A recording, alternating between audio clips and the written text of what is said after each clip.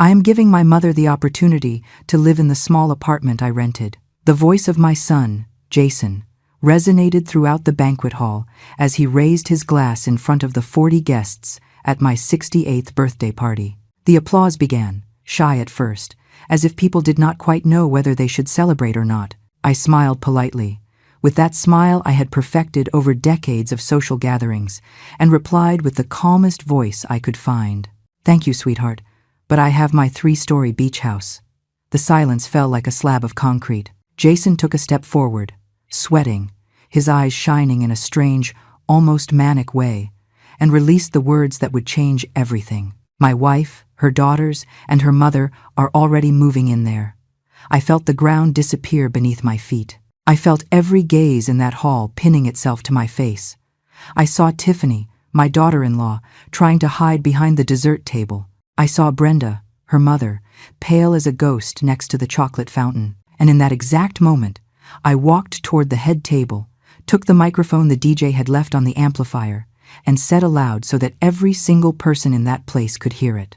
"Then I think it is time for everyone to know the truth about what is happening in my house. Which country are you watching me from right now? Write it in the comments, because I need to know there are people who understand what it means to defend what is yours." But so you can understand how I arrived at that moment, standing with a microphone trembling in my hands and my heart beating like a war drum. I need to take you back 3 years exactly before that 68th birthday, which became the worst and best day of my life at the same time. I need you to know how a widowed, quiet woman, who only wanted to enjoy her retirement in peace, ended up discovering a family conspiracy that cost me sleep for months and almost cost me everything I built in nearly 7 decades of existence. It was a Sunday in October when Jason arrived at my house with that nervous boy face I had known since he was 5 years old. I was on the second-floor deck, watering my jasmine plants that perfumed the whole block when they bloomed. The ocean breeze moved the white linen curtains, and I thought, as I thought every afternoon at that hour, that every sacrifice to buy this property had been worth it. 40 years working as a certified public accountant at 3 different firms, saving every dollar I could, investing intelligently, and finally, 5 years ago, buying this 3-story house facing the ocean with the money from the sale of my previous condo and the savings of a lifetime. It was mine, completely mine, paid in full, with the deed in my name, no debts, no mortgage. My sanctuary after 40 years of marriage to a good man who left me a widow at 66. Jason sat in one of the white wicker chairs I had bought at an antique market and looked at me with those dark eyes he inherited from his father. "Mom, I met someone special."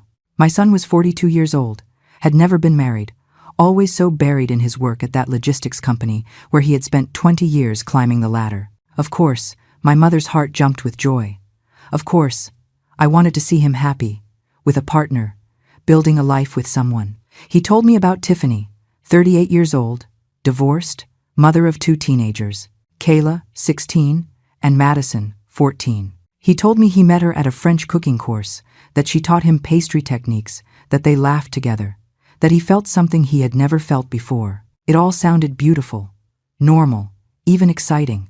But there was something about the way Jason would not hold my gaze when I asked specific questions. Something about how he touched the back of his neck, that nervous gesture he had since childhood when he was hiding some mischief from me. I asked him about her family, and that is where I saw the first crack in his enthusiasm. "Her mother lives with them," he told me, almost in a whisper. "But it is temporary, just until Tiffany finishes settling some things from the divorce." I nodded, smiled, filled his glass with more homemade lemonade, and did not say what I was thinking. But something inside me, that inner voice that women develop after decades of experience, of disappointments, of learning to read between the lines, shouted a warning that I chose to ignore because I wanted to see my son happy. I met her 15 days later. Jason organized a lunch at an expensive waterfront restaurant, one of those with ivory tablecloths and genuine silver cutlery. Tiffany arrived 20 minutes late, entering like a whirlwind of apologies and perfume that was too sweet. She was attractive, I cannot deny it. Black hair down to her waist, magazine-ready makeup, an emerald green dress that fit her body like a second skin. She hugged me, as if we were friends for life, squeezing me against her chest in a way that seemed calculated, almost theatrical. "Mrs. Margaret, Jason talks so much about you that I feel like we are already family." That word, family, came out of her mouth with a familiarity that made my skin crawl, but I attributed it to the air conditioning in the restaurant being too strong. During the 2 hours that lunch lasted, Tiffany did not stop talking. Her devastating divorce, her abusive ex-husband who left her completely bankrupt, how she was rebuilding her life from zero to give her daughters a future. Every sentence was a drama worthy of a primetime soap opera. Every story came accompanied by deep sighs and wet eyes that never actually shed real tears. I asked the polite questions expected of a future mother-in-law, nodded at the appropriate moments. But inside I was observing how she touched Jason's arm every 30 seconds, how she leaned toward the Scotch glass every time she laughed, how her eyes lit up in an almost predatory way when my son casually mentioned that I had some properties. She used that exact word, properties, in plural, as if I were a real estate tycoon and not simply a woman who worked her whole life to have a decent roof over her head. 2 months after that lunch came the first visit to my house, and with it, the real beginning of the nightmare I did not yet know I was living. Tiffany insisted on seeing the home where Jason grew up, even though my son knew perfectly well that I bought this house just 5 years ago, long after he had moved out.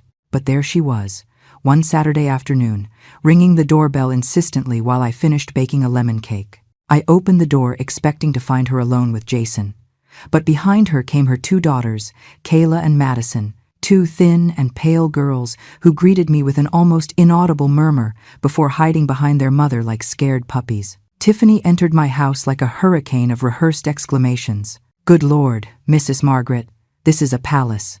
3 full floors. Look at this ocean view. And this garden with flowers. Jason, hadn't you told me your mother lived like a queen?" She walked through the living room, touching every piece of furniture, caressing the white linen curtains, stopping in front of every window to admire the view as if she were appraising the property. Her daughters followed her in silence, also touching everything, also looking at everything with those big, dark eyes that seemed to be memorizing every detail. I offered lemonade, served the cake I had just baked, tried to be the gracious host I had always been. But there was something about the way Tiffany walked through my house that made me feel invaded, evaluated, almost hunted. And then she appeared. Brenda, Tiffany's mother. No one had warned me she would come. No one had asked me for permission to bring an extra person. She simply appeared 15 minutes after the rest, walking through my front door without ringing the bell, as if she had all the right in the world to be there.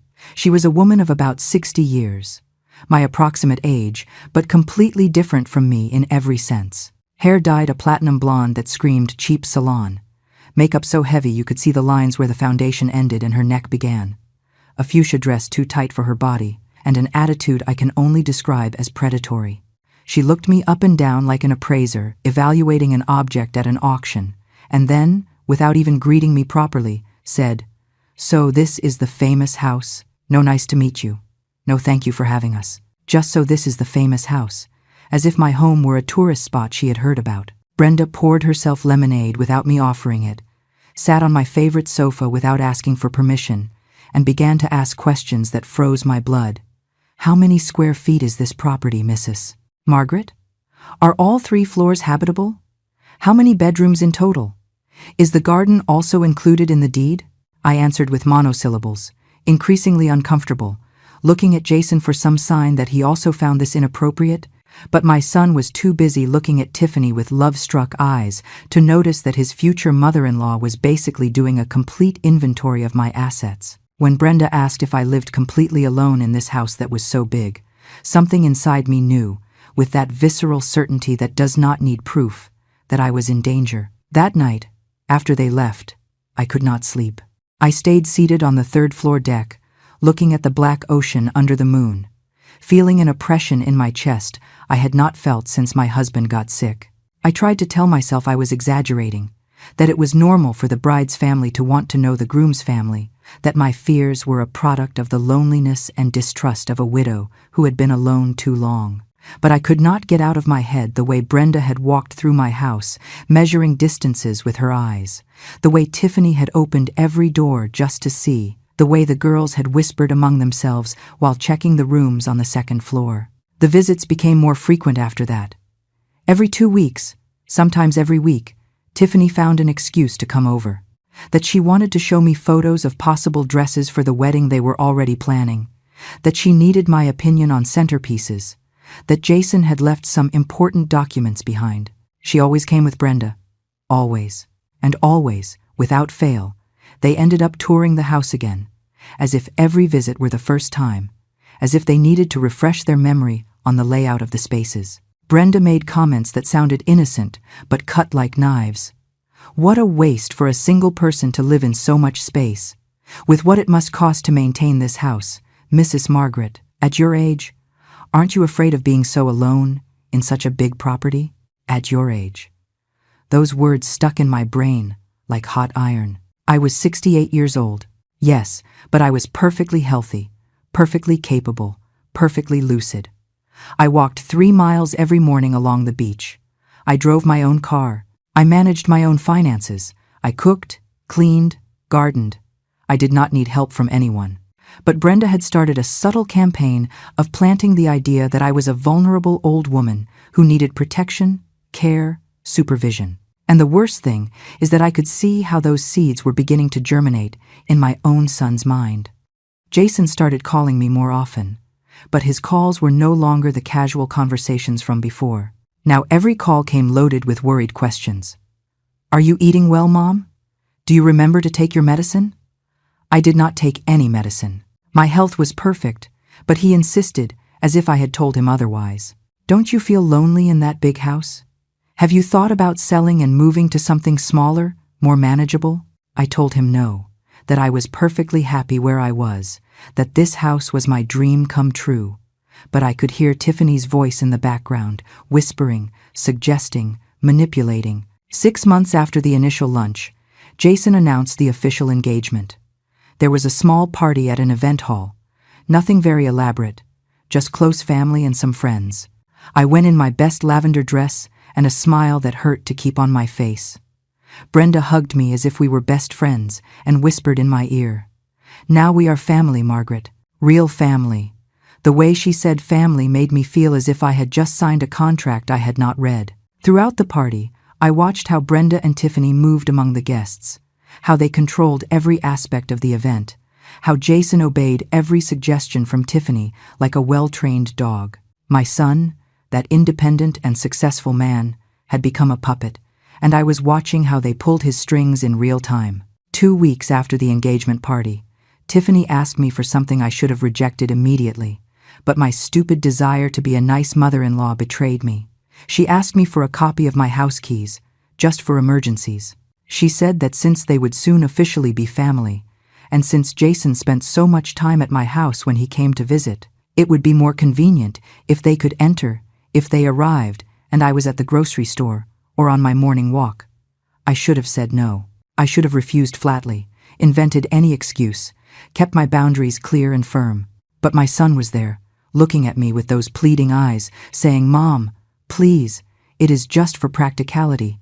And I, like the sentimental idiot I was in that moment, accepted. I had a copy of the keys made and handed them to Tiffany one rainy afternoon in March, putting them in her hand while a voice inside my head screamed that I was making a terrible mistake. She took them with a smile that did not reach her eyes and said, "Thank you, mother-in-law. This gives us so much peace of mind knowing we can take care of you, take care of me," as if I were an invalid who needed constant supervision. The unannounced visits began exactly 1 week later. I arrived home after my morning walk and found Brenda in my kitchen, making herself a coffee as if it were her own house. I almost had a heart attack from the fright. "Good Lord, Brenda, what are you doing here?" She turned around with insulting calm and said, "Oh, Margaret, I didn't mean to scare you." Tiffany gave me the keys, and since I was passing through the neighborhood, I thought I would have a little coffee while I waited for you. I hope you don't mind. I did mind. I minded terribly, but I swallowed my indignation and smiled because I was still trapped in that stupid desire to keep the family peace. to not be the conflictive mother-in-law from the horror stories everyone tells. After that day, the intrusions became routine. Brenda appeared 2-3 times a week, sometimes with Tiffany, sometimes alone, sometimes with the girls. They always had an excuse, that they wanted to see how I was, that they brought food they had cooked too much of, that they needed to use my bathroom because the one in their apartment was under repair. But I saw them. I saw them measuring spaces with their eyes, opening closets by mistake, asking about the age of my furniture, commenting on the value the property must have in the current market. One afternoon, I found them in my bedroom on the 3rd floor, my most private space, the sanctuary where I kept my husband's ashes and photographs of our entire life together. Brenda was opening the drawers of my dresser while Tiffany went through my closet. "What are you doing here?" My voice came out louder than I intended, loaded with all the contained rage of weeks. Tiffany jumped and dropped one of my silk blouses. "Oh, mother-in-law, sorry. We were just looking for the bathroom and got confused about the door." Lie. The 3rd floor bathroom was clearly marked and was on the other side of the hallway. My bedroom had a sign on the door that said private in large letters. There was no way to get confused, unless you were intentionally invading my privacy. Brenda did not even try to apologize. She simply closed the drawer she had opened and walked out of the room with a smile that gave me chills. That night, I called Jason. I told him, with all the calm I could gather, that I needed his fiancée and her family to respect my space, that the unannounced visits were making me uncomfortable, that I needed my keys back. My son got upset. He got upset with me. "Mom, they are trying to integrate into the family. They are trying to take care of you because they love you. Why do you have to be so suspicious? Tiffany says that lately you have been very forgetful, very confused. She says the other day you didn't even remember she had been here." I felt as if I had been slapped. I was not forgetful. I was not confused. My mind worked perfectly well, but Tiffany was planting doubts about my mental capacity in my own son's head, preparing the ground for something I could not yet see completely, but that terrified me. I did not get the keys back. Even worse, I started to doubt myself. What if she was right? What if I really was losing my memory and didn't realize it? I started writing everything down in a notebook. Every visit, every conversation, every detail. I needed proof that my mind was still functioning perfectly. And while I made those notes, I started noting patterns that chilled me to the bone. Brenda always asked about documents. Always. "Where do you keep the deeds to the house, Margaret? Do you have a will? Does Jason know where your important papers are in case something happens to you?" And Tiffany, always backing up her mother. "Yes, mother-in-law, it is important that someone trustworthy knows where everything is. At your age, one never knows. At my age, again those damn words. I was 68 years old, not 108. I was healthier than many 40-year-old women. But they had decided I was a senile old woman who needed her life managed, and they were convincing my son of the same thing. The day Jason suggested I give him power of attorney so he could help me with my finances, I almost exploded. I told him my finances were perfectly managed, that I had been a professional CPA for 40 years, that I probably knew more about numbers than he and his wife together. He got offended. He accused me of being proud, stubborn, irresponsible. He hung up the phone without saying goodbye. I cried all that night, not for the words, but because I was losing my son and didn't know how to stop it. The wedding was held in July, 5 months after that terrible call. It was a small ceremony in a garden with an ocean view. I went in my pearl-colored dress and a smile that took me 3 hours of practice in front of the mirror to perfect. I watched my son marry a woman who I knew, with every fiber of my being, did not really love him, who saw him as a means to an end. But he was happy, or at least he seemed to be.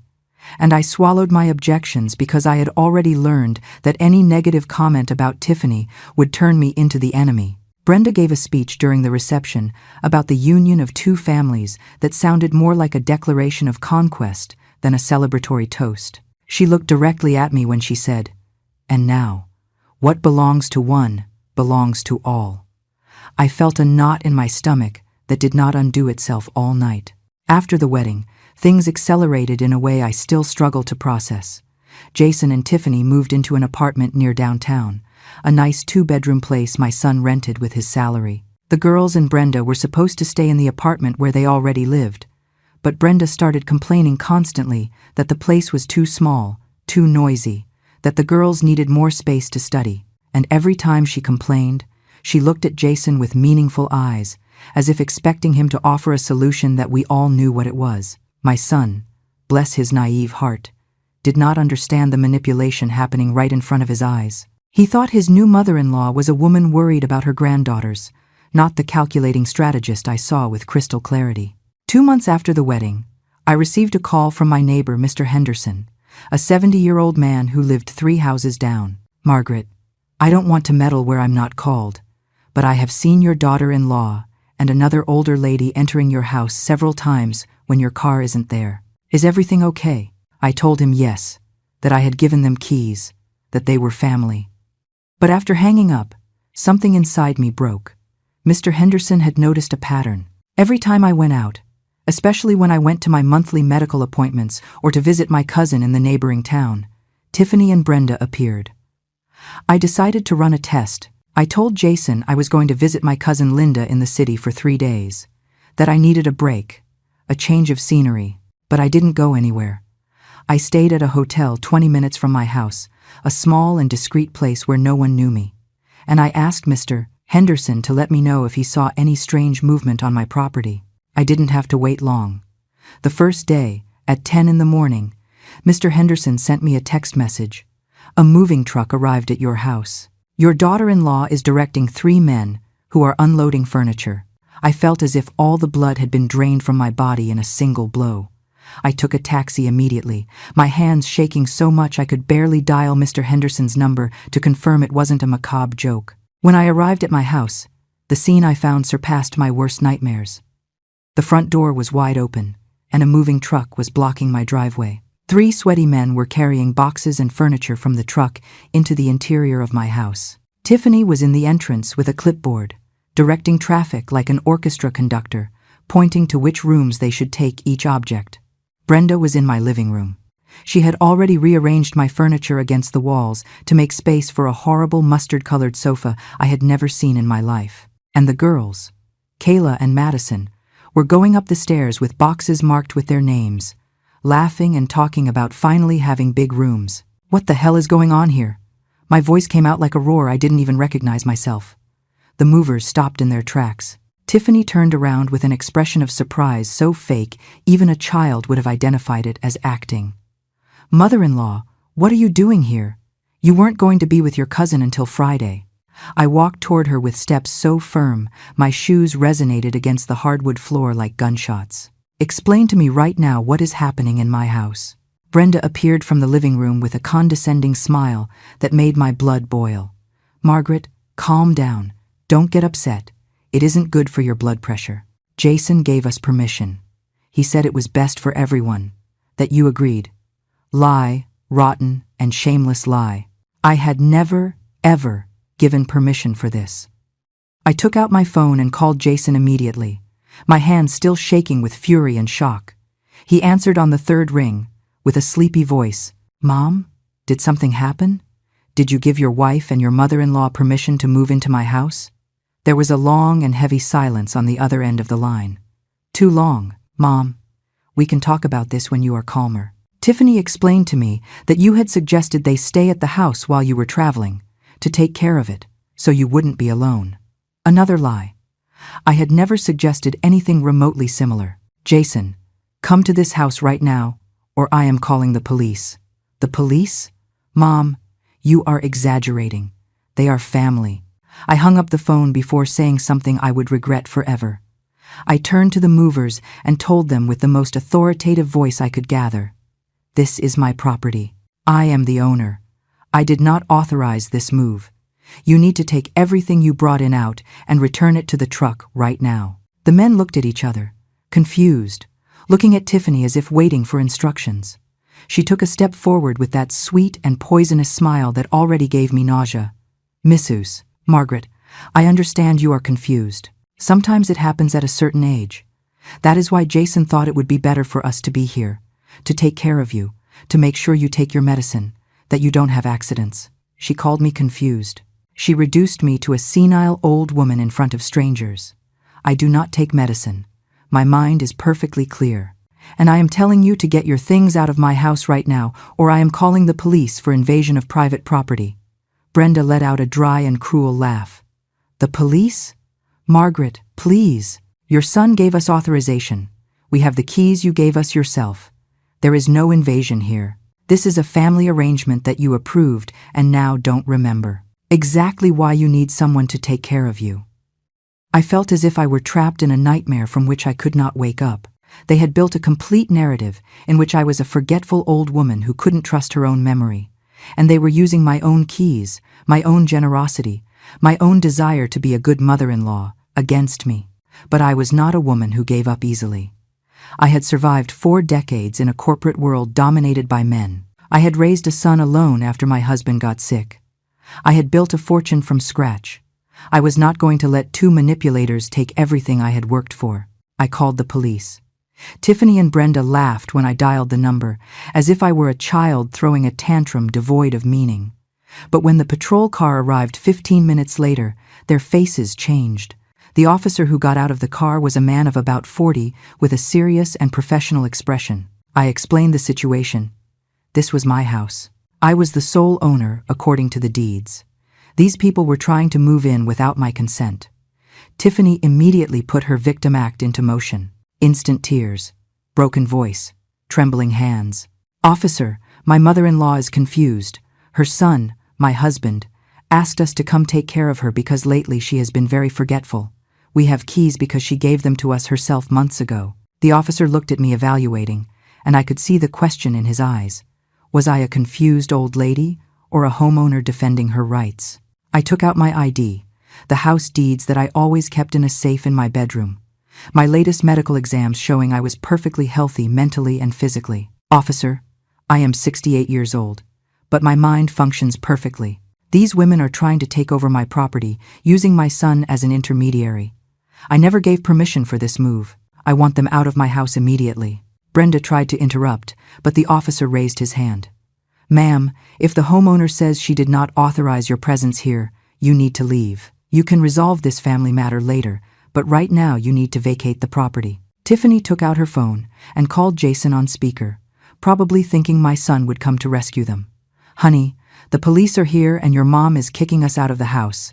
Tell them you gave us permission. Jason arrived 30 minutes later, disheveled and confused, still in sleepwear under a wrinkled jacket. He tried to mediate, to explain to the officer that it was a family misunderstanding, that he had thought I agreed with the arrangement. But the officer was clear. Without written authorization from the owner, which was me, the move was illegal. The men from the truck, who by that moment were already tired of the drama, began to take out everything they had brought in. The scene that followed was something I will never forget as long as I live. Tiffany crying dramatically in the front yard, Brenda screaming insults at me that would make a sailor blush, the girls looking at me with pure hate while carrying their boxes back to the truck, and Jason standing in the middle of it all, with the face of someone who was finally starting to understand he had been manipulated, but still didn't want to admit it completely. The neighbors had come out to their porches and windows, watching the spectacle with that mix of horror and fascination that only a public family drama can provoke. Mr. Henderson was in his yard with his arms crossed, nodding with approval every time our gazes crossed, as if telling me, well done, well done. The moving truck finally left 2 hours later, taking every box, every piece of furniture, every trace of the invasion that had been on the verge of changing my life forever. When everyone left, when the police retreated and the neighbors returned to their houses, Jason remained standing in my living room like a scolded child. I was exhausted, physically and emotionally destroyed, but also furious in a way I had never experienced before. How could you? My voice came out broken, loaded with all the pain of a betrayed mother. How could you give them permission to move into my house without even asking me? He ran his hands through his hair, a gesture of frustration I knew since he was a teenager. Mom, I thought, Tiffany told me you had suggested the idea, that you were worried about being alone, that you wanted to have family close. She said you guys had discussed it during one of her visits. Lie after lie after lie. And my son had swallowed them all whole because he was blinded by what he thought was love. Jason, Look me in the eye and tell me honestly. At what moment would I, who spent the last 5 years building my independent life after your father's death, who rejected your offer to move in with you when I was widowed because I wanted my own space, have told you that I wanted your wife, your mother-in-law, and your stepdaughters to move into my house? I saw something break in his eyes, that first crack in the facade of denial he had been maintaining. She said you were forgetting things, that the other time you didn't remember her visits, that your doctor was worried. What doctor, Jason? My last checkup was 2 months ago, and the doctor said I have the health of a 50-year-old woman. Did she show you any medical report? Did she talk to any professional? Or did she simply tell you and you believed her without verifying? The silence that followed was so heavy I could feel it pressing against my chest. Jason let himself fall onto my sofa, the same sofa Brenda had tried to corner against the wall to make room for her horrible mustard-colored furniture.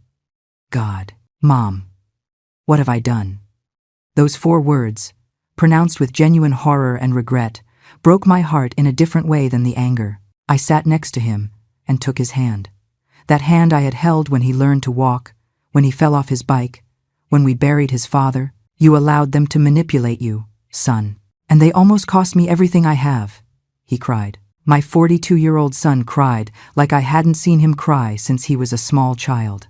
And I hugged him, because despite everything, he was still my son. My only son, and a mother's love does not extinguish even when you are betrayed.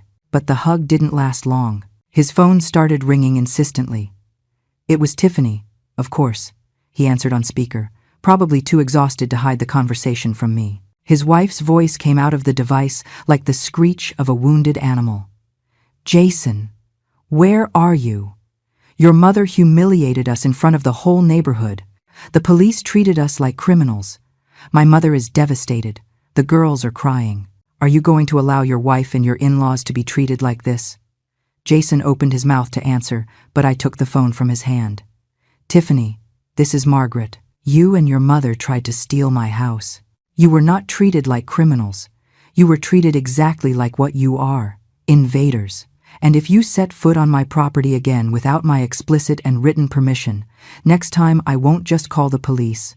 I will file formal charges. I hung up before she could respond. Jason was looking at me with a mix of shock and something that might have been admiration. Mom, she is my wife. You can't talk to her like that. Your wife tried to steal my house. Jason. I can and I will talk to her exactly however I please. I got up from the sofa, walked toward the door, and opened it meaningfully. I think you need to leave now. I need to be alone. I need to process all this. And I need you to think very seriously about who the woman you married is. He left without saying anything else, with his shoulders slumped and his head down, and I closed the door behind him, feeling a mix of victory and devastation so intense I could barely breathe. That night, alone in my recovered house, I changed all the locks. I called an emergency locksmith who arrived at 10 at night and replaced every lock, every deadbolt, every entry point. It cost me $400. But it was worth every penny. The old keys I had given Tiffany and Brenda were now useless except as a reminder of my own naivety. I also installed a security system with cameras at all entrances, something I should have done years ago. If anyone tried to enter my property again, I would have video evidence from every possible angle. I was not going to be taken by surprise again. The following days were an avalanche of text messages, missed calls, and voicemails, each more desperate than the last. Tiffany alternated between tears and threats. Mrs. Margaret, please, we need to talk. It was all a terrible misunderstanding. 5 minutes later. I am going to talk to a lawyer about elder abuse and family neglect. Brenda was less subtle in her attacks. Selfish old woman, living alone in that huge house while your own family lives cramped in a miserable apartment. You are going to see what happens when you need help and no one is there for you. The girls, probably instructed by their mother and grandmother, sent me messages accusing me of ruining their lives, of taking away the opportunity to have their own rooms, of being a cruel and heartless grandmother. I deleted every message without replying. I didn't owe explanations to any of them. Jason appeared 3 days later, without warning, ringing my new doorbell at 7 in the morning. I saw him through the security camera before opening. He looked terrible, as if he hadn't slept in days, with deep circles under his eyes and wrinkled clothes. I opened the door, but I didn't invite him in immediately. "Are you coming to apologize or to ask me to reconsider?" He lowered his gaze. "I'm coming to apologize and to tell you something I discovered." I let him in, and we sat in the kitchen, where I made coffee in silence while he gathered the courage to talk. Finally, with his hands trembling around his mug, he told me. "I found documents in the apartment. Tiffany and Brenda had a plan. Mom, a detailed plan." I felt as if the floor moved beneath my feet. "What kind of plan?" Jason took out his phone and showed me photographs he had taken of several documents. There were drafts of power of attorney applications, mental competency evaluation forms I had never signed, but had a forged signature that looked suspiciously like mine, quotes from nursing homes for seniors needing specialized care, and most chilling of all, a draft sales contract for my property with a price that was at least $300,000 below its real market value. "They were going to declare you incompetent," Jason said with a broken voice. "They were going to put you away somewhere, sell your house, keep the money, and make me believe it was all for your own good." The coffee I had just drunk churned in my stomach. It wasn't just an opportunistic invasion. It was a premeditated, calculated plan designed to strip me of everything while painting me as a senile old woman who needed to be protected from herself. "How long have they been planning this?" Jason shook his head. "I don't know for sure, but some of these documents have dates from more than a year ago. Since before we got married. That meant Tiffany had been studying me, evaluating me, planning my dispossession from the moment she met my son. The cooking course, the sweet smiles, the effusive hugs. It had all been calculated theater to gain Jason's trust and access to my life. "Does she know you discovered this?" I asked Jason while observing the photographs on his phone, each image like a stab to my faith in humanity. My son shook his head, running his hands over his face in a gesture of absolute exhaustion. "She doesn't know. I found them when she went out with her mother and the girls. They were hidden in a box at the back of our closet, under some blankets. I took photos of everything and left it exactly as it was. At least he had the intelligence to document the evidence before confronting them." "And what do you plan to do now?"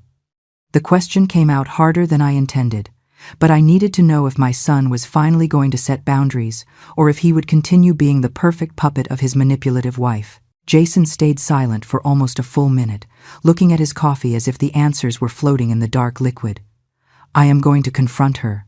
I am going to ask her for a divorce, and I am going to make sure they can never hurt you again." I felt a relief so deep I almost got dizzy. My son had finally woken up from the fog of manipulation he had been living in, but I also felt immense sadness for him, because discovering that the person you married is a calculating con artist is a pain no mother wants her son to experience. "You need to do it carefully," I warned him. "You need to protect yourself legally. This woman and her mother are dangerous. Jason, they have zero scruples. Do not underestimate how far they can go." My son nodded, but I could see in his eyes that he still didn't completely understand the depth of the evil he had been living with. I did understand it. I had seen enough in my life to recognize a predator when I had one in front of me. I recommended he talk to Robert, my trusted lawyer, before making any move. Robert was a 60-year-old man, brilliant, meticulous, and with a reputation as a shark in the courtroom. If anyone could help Jason get out of this marriage without losing everything in the process, it was him. Jason accepted, took the phone number I wrote on a napkin, and left my house with a determination in his eyes I hadn't seen in more than a year. What I didn't know, what neither of us knew at that moment, was that Tiffany was much more cunning than we had calculated. That same afternoon, just 3 hours after Jason left my house, my phone exploded with calls. The first was from an unknown number, a social worker from the Department of Elder Affairs. "Mrs. Margaret Mendez? We received a report of concern for your welfare. Your daughter-in-law reported that you are living alone in potentially unsafe conditions, that you have shown signs of cognitive decline, and that you rejected family help aggressively. We need to schedule an evaluation visit to your home." I felt as if icy water had been thrown on me. Tiffany had gotten ahead. She had played the vulnerable grandmother card before Jason could even start the divorce process. I kept calm. Something decades working in hostile corporate environments had taught me to perfect. "Of course, miss, I will be delighted to receive your visit. You can come whenever you like, and you will see that I live in perfectly safe conditions, that my mental health is impeccable, and that the only threat to my well-being are the people who tried to invade my property 4 days ago. The police themselves have the report if you want to verify it. There was an uncomfortable silence on the other end of the line. Ah, I understand. Well, anyway, we need to do the evaluation. It is protocol when we receive this type of report. Does Thursday at 10 in the morning work for you? I accepted, because refusing would have only made it seem like I had something to hide. But immediately after hanging up, I called Robert. Robert listened to my whole story without interrupting, making notes in that meticulous way he had, occasionally asking specific questions about dates, conversations, witnesses. When I finished, there was a long silence before he spoke. Margaret, this is more serious than I initially thought. What you are describing to me is a very well-orchestrated attempted fraud against an elder. The fact that they forged your signature on legal documents is a serious crime. The attempt to declare you incompetent without legitimate medical evaluation is another violation. And now, making a false report to social services, they are creating an official record that could be used against you if we don't handle it correctly. His tone was grave, professional, but I could detect real concern underneath. What do I need to do?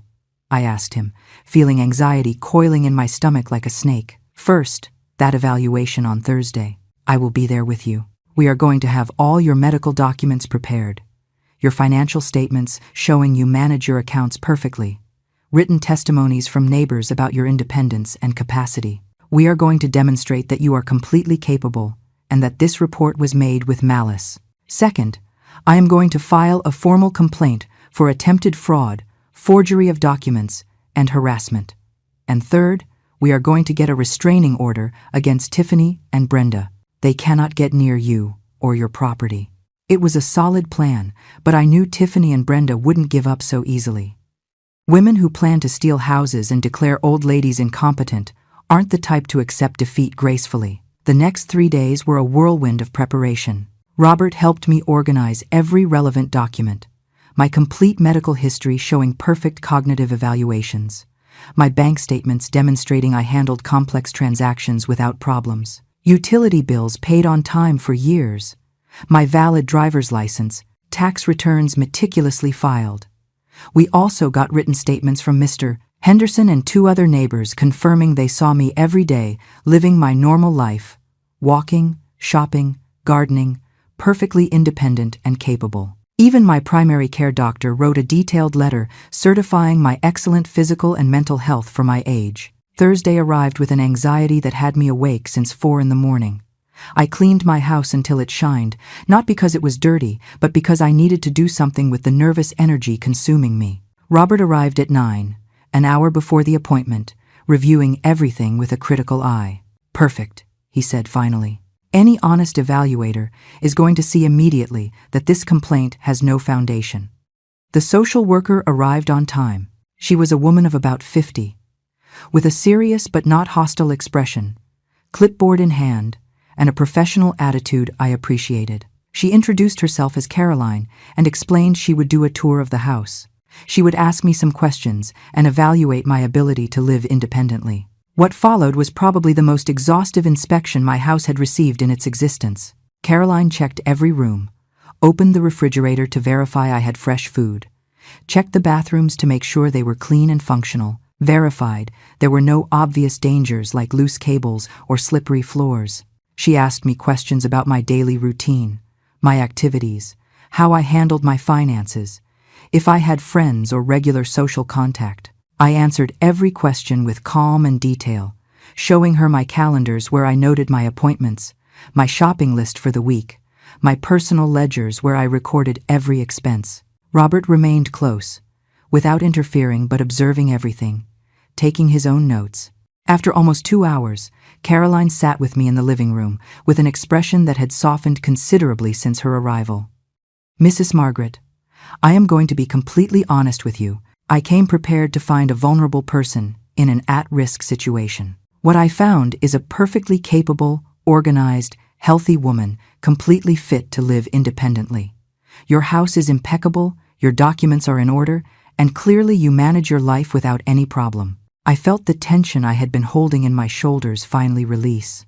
"In fact," continued Caroline, looking at her notes, "it worries me that this report was made with less than honest intentions. You have problems with your daughter-in-law." I told her everything. I didn't spare details. The attempted invasion, the plan to declare me incompetent, the forged documents Jason had discovered. Robert added information about the legal complaint we were preparing. Caroline listened with growing horror, shaking her head. "This is elder abuse, Mrs. Margaret, and it is a serious crime. I am going to close this case immediately with a recommendation that there is no foundation for the complaint. But I am also going to add a note in the system alerting about possible malicious use of the protection service with intentions of fraud. If your daughter-in-law tries to make another false report, she will already be flagged in our system." It was a victory, but I knew this was far from over. Caroline was not wrong in her prediction. That same night, just a few hours after she left with her favorable report, Brenda appeared at my door. I saw her through the security cameras, standing in front of my entrance, with arms crossed and an expression of fury that could have melted steel. She rang the doorbell over and over, pressing the button with so much force it looked like she was going to break it. "Margaret, open this damn door. I know you're in there. I saw your car in the garage."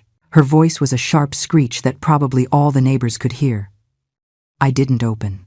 Instead, I took my phone and recorded everything from the security camera monitor while she continued her tantrum. "Manipulative old woman. You put ideas in my son-in-law's head. Now he wants to divorce my daughter. You are going to pay for this. I am going to leave you in the street." The threats continued for almost 20 minutes. Brenda kicked my door, hit the windows, ripped up some of my plants from the front garden, and threw them against the facade. I called the police for the second time in less than a week. While waiting for them to arrive, Brenda began screaming lies so the neighbors would hear them. "This woman is sick in the head. She needs help but refuses to receive it. We only want to take care of her, and she treats us like criminals." It was a pathetic, desperate, and absolutely incriminating spectacle. Every word, every violent action was being recorded in high-definition video from 3 different angles. She was, literally, handing me evidence on a silver platter. When the police arrived, Brenda tried to change her attitude instantly. The fake tears reappeared, the broken voice, the trembling hands. But the officers weren't fools. One of them was the same one who had responded to the call during the moving attempt and recognized the address immediately. "You again," he said with a tired voice. "Didn't we tell you that you couldn't come near this property without the owner's permission?" Brenda tried to explain she was worried family, that she only wanted to talk to me about everyone's well-being. I walked out of my house with the phone in my hand, showing the officers the full video of the last 20 minutes. The threats, the vandalism, everything was there in irrefutable evidence. "I want to file charges for threats, harassment, and property damage," I said with a firm voice, without a trace of the trembling I felt inside. "And I want an immediate restraining order against this woman and her daughter, Tiffany." The younger officer began taking notes, while the older one informed Brenda of her rights. I saw her go pale when she understood that this time she had gone too far, that her outburst of fury had cost her any appearance of being a victim she might have maintained. "You can't arrest me. I am a 60-year-old woman. I have granddaughters who depend on me." But her protests served nothing. They handcuffed her right there, in my front yard, while all the neighbors watched from their windows. Mr. Henderson came out to his porch and gave me a thumbs-up gesture of approval. After they took Brenda away, I sat in my living room, shaking from head to toe. The adrenaline that had sustained me during the confrontation finally evaporated, leaving me exhausted and emotionally destroyed. I called Robert and sent him the videos. His response was immediate. "This is legal gold, Margaret. With this evidence, the restraining order is guaranteed, and it enormously strengthens our case of harassment and attempted fraud." I should have felt victorious, but I only felt tired. Tired of fighting, tired of defending what was mine, tired that my own family had become my worst enemy. Jason called 30 minutes later, his voice loaded with panic. "Mom, the police called me. They say they arrested Brenda at your house. What happened?" I told him everything, without softening any details. I heard his agitated breathing on the other end of the line, processing the magnitude of what his wife and mother-in-law had been doing. "I already asked for the divorce formally this morning," he told me finally. "I spoke with Robert 2 days ago, and he helped me prepare everything. Tiffany received the papers 3 hours ago. That's why Brenda must have gone to your house. They are desperate." I felt a mix of relief and apprehension. The divorce was necessary, but I knew Tiffany wouldn't accept it peacefully. Women like her never let go of their victims without fighting with every dirty weapon they have available. I wasn't wrong. During the next 10 days, Tiffany unleashed a defamation campaign that would have impressed any psychological warfare specialist. It began with phone calls to all of Jason's acquaintances, crying about how her manipulative mother-in-law had destroyed her marriage, how I had poisoned her son against her, how she had only tried to help me and I had treated her like trash.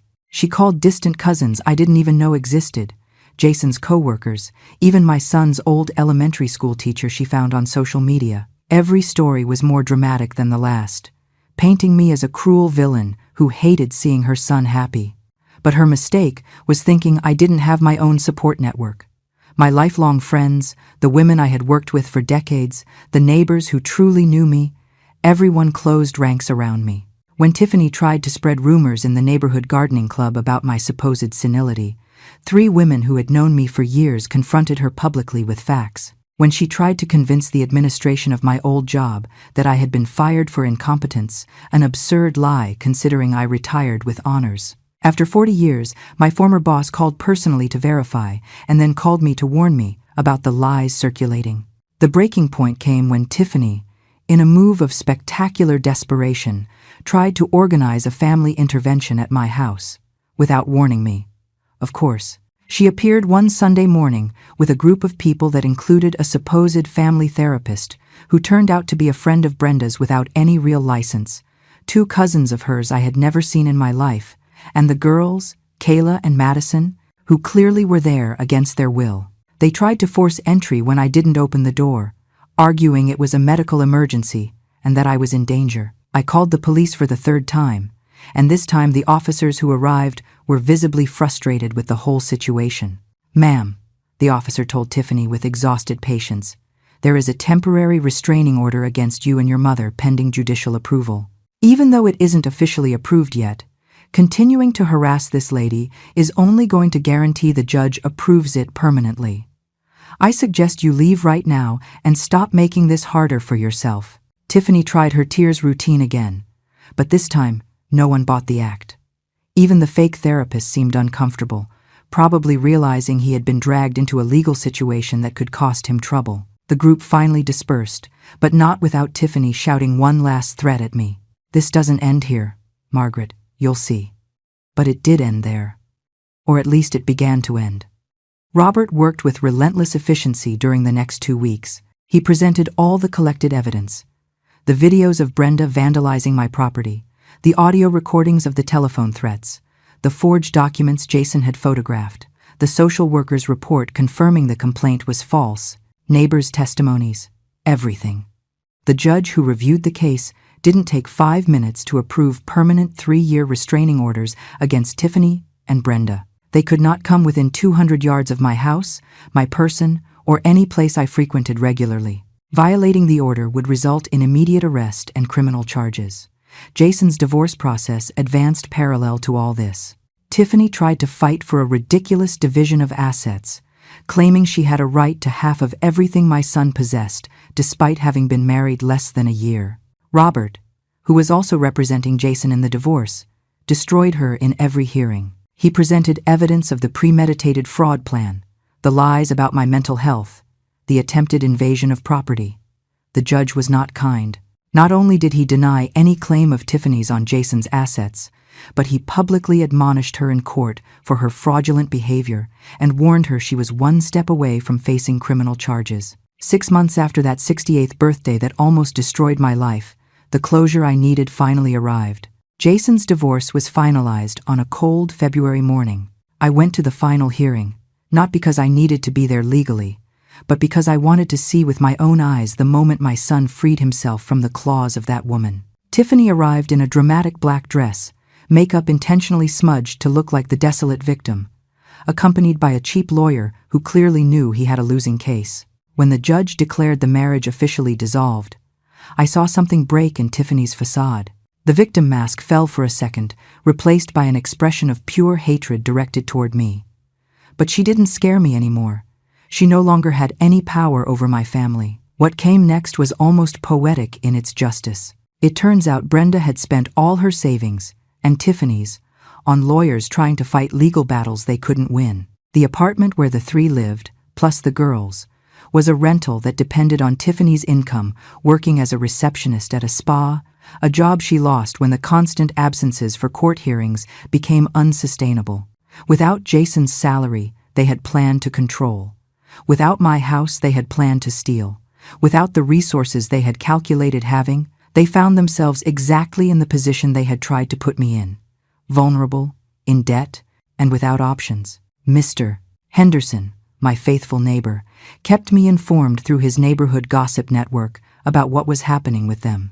Apparently, Brenda and Tiffany had to move to an even smaller apartment, barely 2 bedrooms, in a run-down building in a less safe part of the city. The girls, Kayla and Madison, who initially had been on their mother and grandmother's side, began to question the official story when the truth started to leak out. A classmate of Kayla's, whose mother was a friend of one of my friends, told her the real version of events, how they had tried to steal an old lady's house, how they had lied and manipulated, how everything had been a calculated plan from the beginning. The girls were ashamed, deeply. One afternoon, almost 8 months after the initial incident, Kayla appeared alone at my door. I saw her through the cameras, standing nervously, without her mother, without her grandmother. I considered not opening, but something in her body language, the way she looked at the ground, made me reconsider. I opened the door with the security chain on, maintaining physical and emotional distance. Mrs. Margaret. Her voice was small, nothing like the arrogant girl who had helped carry boxes during the invasion attempt. Can I talk to you? Just 5 minutes. My mom and grandmother don't know I'm here. I let her in, but I stayed alert, my phone in my pocket with the speed dial to the police ready just in case. We sat in the living room, with a table between us. Kayla didn't look up for almost a full minute, twisting her hands in her lap. When she finally spoke, her voice was loaded with genuine shame. I came to apologize. Me, us. Madison and I didn't know. Well, we knew something wasn't right, but Mom and Grandma told us you were sick, that your mind wasn't working well, that we were going to take care of you. They made us believe we were heroines, saving an old lady who couldn't fend for herself. But it was a lie.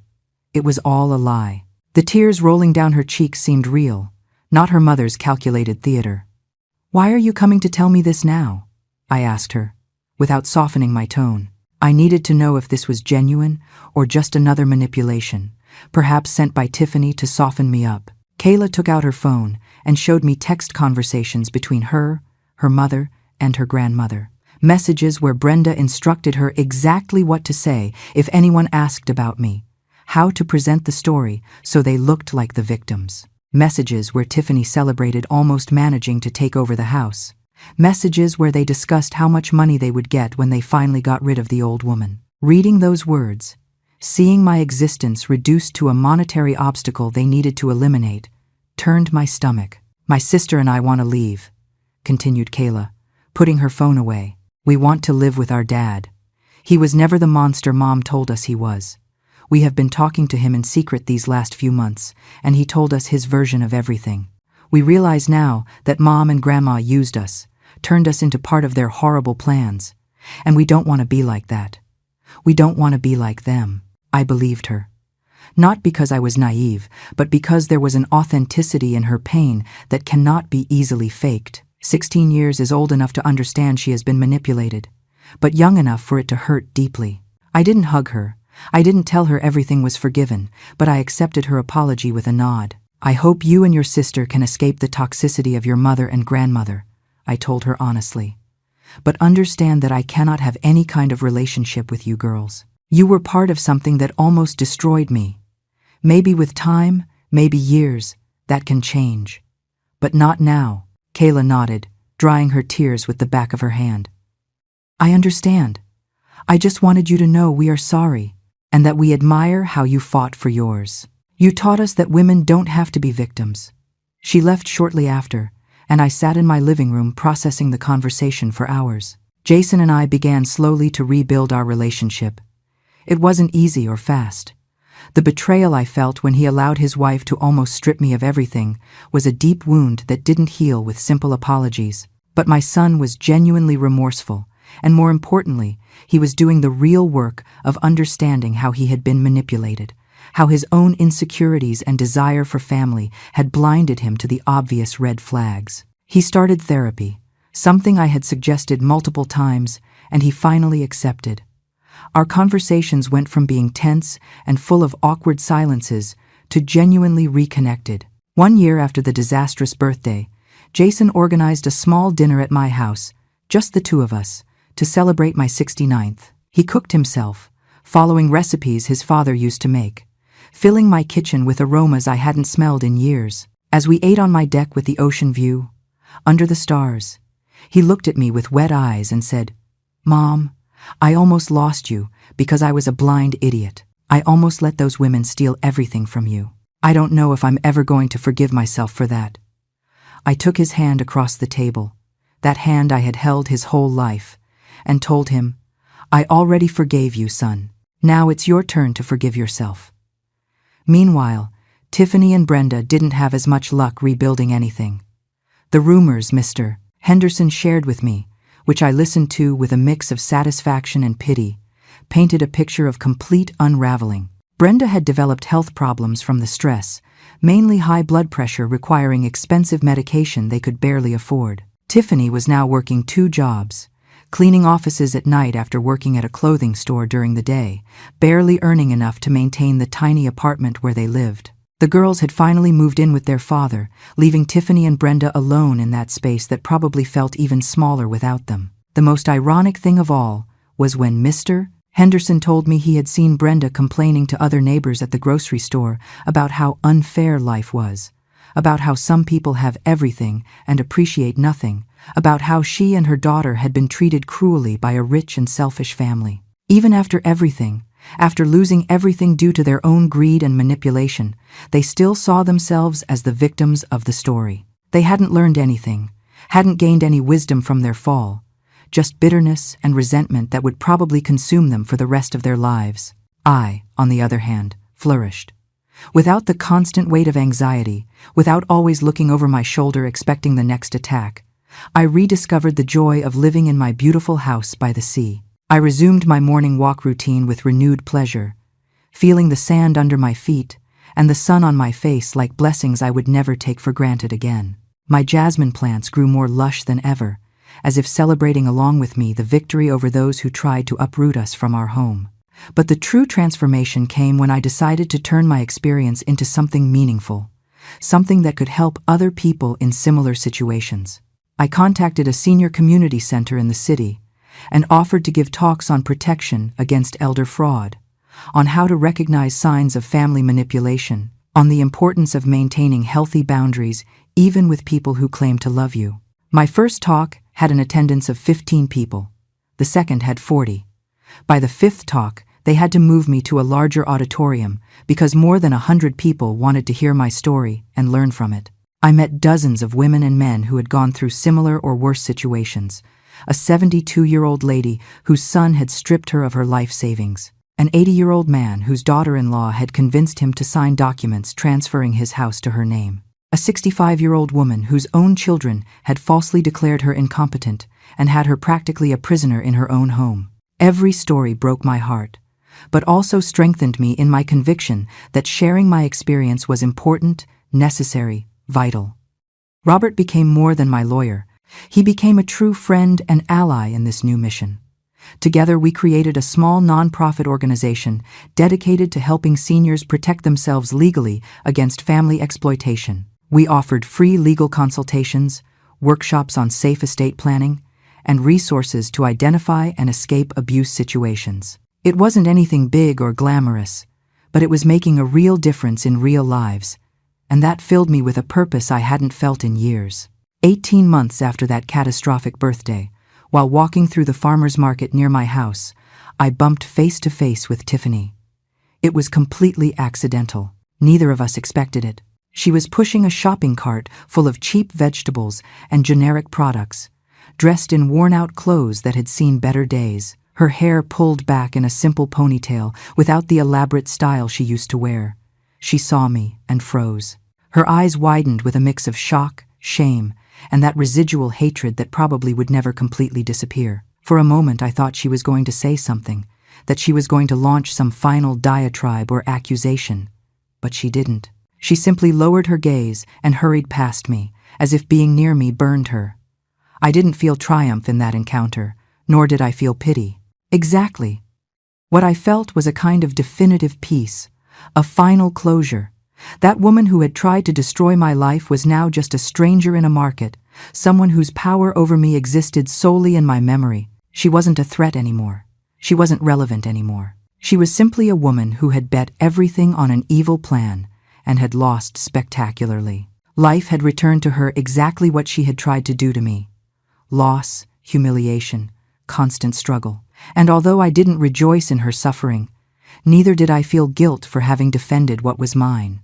My 3-story beach house, that dream they almost snatched from me, became something more than simply my home. It became my symbol of resistance, my monument to the idea that older women are not easy victims, that we have a voice, rights, and the capacity to fight fiercely for what belongs to us. I organized monthly meetings of my support group on my deck, where women who had suffered attempted exploitation could share their stories, mourn their losses, celebrate their victories. My living room filled with laughter and tears, with collective strength and female solidarity that crossed generations. Jason met someone new almost 2 years after his divorce. A woman named Linda, coincidentally with the same name as my cousin, who was a high school teacher, divorced with no kids, with a genuine smile, and without any interest in my properties or finances. The first time I brought her to dinner at my house, I observed every gesture, every word, every interaction with my son, looking for red flags. But there weren't any. There was only a normal woman, with her own resources, her own stable life, who seemed to genuinely enjoy my son's company for who he was, not for what he could give her. I gave them my blessing, cautious but hopeful.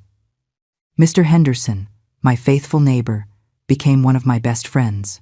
We went on morning walks together now, comparing notes on neighborhood gossip, laughing about the little foolishness of daily life. He told me that Brenda and Tiffany had finally moved from the small apartment to something even cheaper in another part of the city, probably unable to stand living so close to the neighborhood where everyone knew their shame. I heard that Brenda tells anyone who listens that you treated them unfairly, he told me one morning while we watched the sunrise over the ocean. Let them, I replied with genuine tranquility. Some people are never going to accept responsibility for their own actions. That is their burden to carry, not mine. I celebrated my 70th birthday with a huge party at my house. I invited everyone, Jason and Linda, Robert and his wife, my friends from the gardening club, the members of my support group, neighbors, acquaintances from the community center, even the social worker Caroline who had verified my competence 2.5 years ago. My house filled with people who genuinely appreciated me, who celebrated not only my birthday, but my survival, my victory, my refusal to be turned into a victim. There was no drama, no unpleasant surprises, no manipulators lurking in the shadows planning my dispossession. There was only love, laughter, good food, and the deep satisfaction of being surrounded by people who valued me for who I really was. During the toast, Jason stood up with his glass in hand and spoke with an emotional voice. I want to say something about my mother. 2.5 years ago, I almost lost her because I was stupid enough to let evil people manipulate me against her. They tried to steal everything from her, her house, her dignity, her autonomy, her peace of mind. But they underestimated Margaret Mendez. They underestimated the strength of a woman who built everything she has with her own work, intelligence, and determination. My mother not only defended herself, but turned her experience into a way to help hundreds of other people. She is the strongest woman I know, and I am honored to be her son, even though I almost didn't deserve to be. Tears ran down my face while everyone applauded, and in that moment I knew with absolute certainty that all the pain, all the struggle, all the battle had been worth it. That night, after the last guest left, and I was alone on my deck watching the black waves under the full moon, I reflected on the whole journey I had traveled. From that lonely 66-year-old widow who just wanted to enjoy her retirement in peace, to the 70-year-old woman who had become an advocate for seniors' rights. From almost losing everything to gaining something much more valuable than material possessions. My voice, my power, my unshakable certainty that I deserved respect and protection. The waves broke against the shore in their eternal rhythm, indifferent to human dramas, reminding me that life continues beyond our little tragedies and triumphs. I thought about Tiffany and Brenda occasionally.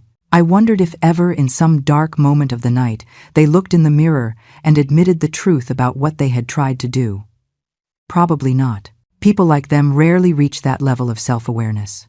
They would probably continue blaming the world, me, the injustice of life for their situation, without ever recognizing that they themselves had dug their own hole. And that was fine. I didn't need their regret or recognition. They no longer occupied space in my heart or my mind, except as closed chapters in the story of my life. My 3-story house was still mine. My deeds were secure in a safe that only I could open. My finances were protected with security measures Robert had helped me establish. My will was clearly drafted, without ambiguities, without room for manipulation. And most importantly, my mind was clear, my spirit was strong, and my life was full of purpose and meaning. I had survived a calculated attempt to strip me of everything, and not only had I survived, I had thrived in ways I would never have imagined possible before it all started. As I prepared to enter the house and go to bed that night of my 70th birthday, I took a last moment to touch the railing of my deck, to feel the solidity of my home under my hands. This house, this piece of paradise I almost lost, now represented much more than bricks and cement. It represented the victory of a woman who refused to be silenced, intimidated, or stripped. It represented the importance of trusting your intuition, of defending your boundaries, of fighting for what is yours, even when the fight seems impossible. And it represented the fundamental truth that never, never are you too old to be strong, to be brave, to be unstoppable. I smiled toward the dark ocean and whispered to the night. They tried to destroy me, but the only thing they achieved was showing me exactly how powerful I really am. And with that truth settled deeply in my heart, I entered my house, locked the door, and slept the most peaceful night I had had in years.